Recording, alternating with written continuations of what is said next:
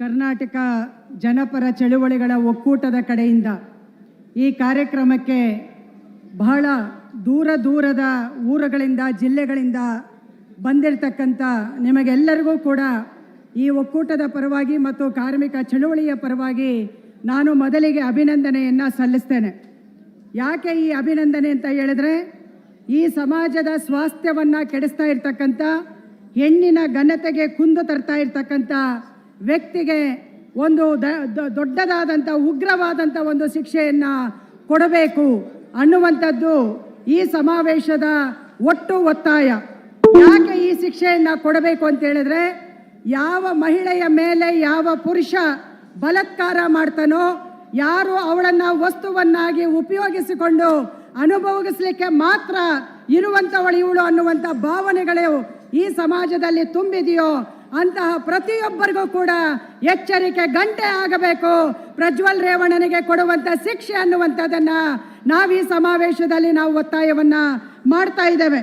ಮಾತ್ರ ಅಲ್ಲ, ಇವತ್ತು ಹಾಸನದಲ್ಲಿ ಘಟನೆ ನಡೀತಾ ಇರುವಾಗೆ ಇದರ ಸಂಪೂರ್ಣವಾದಂಥ ರಾಜಕೀಯದ ದೊಂಬರಾಟ ಇವತ್ತು ಮಾಡಲಿಕ್ಕೆ ಶುರುವಾಗಿಬಿಟ್ಟಿದೆ. ಅಸೆಂಬ್ಲಿ ಪಾರ್ಲಿಮೆಂಟ್ ಎಲೆಕ್ಷನ್ ನಡೆಯುವಂಥ ಸಂದರ್ಭದಲ್ಲಿ ಕರ್ನಾಟಕದಲ್ಲಿ ಹುಬ್ಬಳ್ಳಿಯಲ್ಲಿ ನಡೆದಂಥ ನಮ್ಮ ತಂಗಿ ನೇಹಾ ಅವಳ ಒಂದು ಏನು ಹತ್ಯೆ ಆಯಿತು, ಆವಾಗ ಕೇಂದ್ರ ಸರ್ಕಾರವನ್ನು ಆಳ್ವಿಕೆ ಮಾಡ್ತಕ್ಕಂಥ ಜನ ದೊಡ್ಡ ಪ್ರಮಾಣದಲ್ಲಿ ಅವರ ಮನೆಗೆ ಹೋದ್ರು.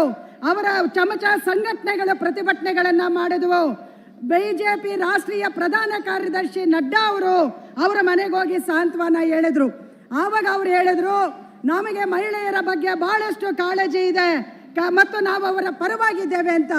ನಾವು ಹೇಳ್ತೇವೆ, ಇದೇ ಜನಕ್ಕೆ ಹಾಸನದಲ್ಲಿ ನಡೆದಂತ ಸಾವಿರಾರು ಹೆಣ್ಣು ಮಕ್ಕಳ ಬಗ್ಗೆ ನಿಮಗೆ ಯಾವ ಕಾಳಜಿ ಇದೆ ಅಂತ ಹೇಳಿ ನಾವಿವತ್ತು ಪ್ರಶ್ನೆ ಮಾಡ್ತಾ ಇದ್ದೇವೆ.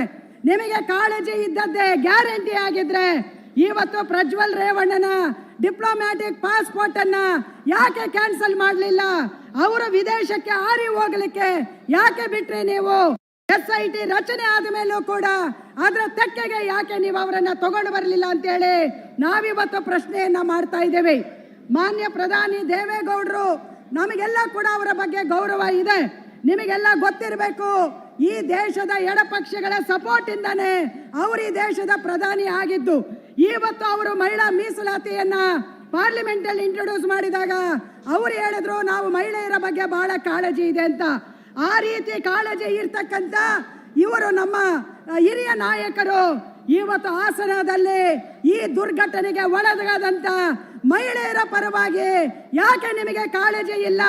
ಯಾಕೆ ನಿಮಗೆ ಯಾವುದೇ ರೀತಿಯ ಆತಂಕಗಳಿಲ್ಲ ಅನ್ನೋದನ್ನ ನಾವು ಪ್ರಶ್ನೆ ಮಾಡ್ತಾ ಇದ್ದೇವೆ. ಇವತ್ತು ರಾಜ್ಯದ ಕಾಂಗ್ರೆಸ್ ಕೂಡ ಬಿಫೋರ್ ಪಾರ್ಲಿಮೆಂಟ್ ಎಲೆಕ್ಷನ್ ಇವತ್ತು ಇದಕ್ಕೆ ಕೊಟ್ಟಂತ ಒತ್ತನ್ನ ಇವತ್ತು ಅವರಿಗೆ ಕೊಡ್ತಾ ಇಲ್ಲ ಅನ್ನುವ ನಾವು ಪಡೆದಿರ್ತಕ್ಕಂಥ ಯಾವುದೇ ಸವಲತ್ತು ಕೂಡ ಯಾರದು ಅಯ್ಯೋ ಪಾಪ ಅಂತ ಹೇಳಿ ನಮಗೆ ಕೊಟ್ಟಿದ್ದಲ್ಲ, ನಮ್ಮ ಹೋರಾಟಗಳಿಂದ ಪಡೆದದ್ದು. ನಾನು ಸ್ವಲ್ಪ ನೆನಪಿಸ್ಲಿಕ್ಕೆ ಇಷ್ಟಪಡ್ತೇನೆ. ನಮ್ಮ ನಂಗೇಲಿ ಅನ್ನುವಂಥ ಒಬ್ಬ ದಲಿತ ಹೆಣ್ಣುಮಕ್ಕಳು ಮೊದಲು ಏನು ಸ್ತನದ ಮೇಲೆ ಸೆರಗು ಹಾಕೋಬಾರದು ಅಂತ ಹೇಳುವಂತ ವಿಚಾರ ಬಂದಾಗ ಒಬ್ಬಂಟಿಯಾಗಿ ಹೋರಾಟ ಮಾಡಿ ಅಲ್ಲಿಯ ಜಮೀನ್ದಾರರನ್ನ ಪಾಳೆಗಾರಿ ಸಿಸ್ಟಮ್ ವಿರುದ್ಧ ಹೋರಾಟ ಮಾಡಿ ತನ್ನ ಸ್ತನವನ್ನ ಕತ್ತರಿಸಿಕೊಟ್ಟಂತ ನಮ್ಮ ವೀರ ಮಹಿಳೆ ನಂಗೇಲಿ ಅನ್ನುವುದನ್ನ ನಾವೀ ಸಂದರ್ಭದಲ್ಲಿ ಮರೆಯಬಾರದು. ಈ ದೇಶದ ಸ್ವಾತಂತ್ರ್ಯ ಹೋರಾಟದಲ್ಲಿ ರಾಣಿ ಲಕ್ಷ್ಮೀಬಾಯಿ ಅವರು, ಝಾನ್ಸಿ ರಾಣಿ ಲಕ್ಷ್ಮೀಬಾಯಿ ಅವರು ಮಗುವನ್ನ ತನ್ನ ಬೆನ್ನಿಗೆ ಕಟ್ಟಿಕೊಂಡು ಹೋರಾಟ ಮಾಡಿದ್ದನ್ನ ನಾವು ನಡಿಬಾರದು. ಒನಕೆ ಓಬವ್ವ ತನ್ನ ಒನಕೆಯಿಂದಲೇ ಸಾವಿರಾರು ಶತ್ರುಗಳನ್ನ ಸದೆಬಡಿದಿದ್ದನ್ನ ನಾವಿವತ್ತು ಮರೆಯಬಾರದು. ಎಲ್ಲವೂ ಕೂಡ ನಾವು ಹೋರಾಟಗಳಿಂದ, ಚಳುವಳಿಗಳಿಂದನೇ ಹೆಣ್ಣು ಮಕ್ಕಳು ಸಮಾನತೆಯನ್ನ ಪಡೆದಿರುವಂತದ್ದು. ಅಂತ ಒಂದು ಸಮಾನತೆಗೆ ಇವತ್ತು ಧಕ್ಕೆ ಬರುತ್ತೆ.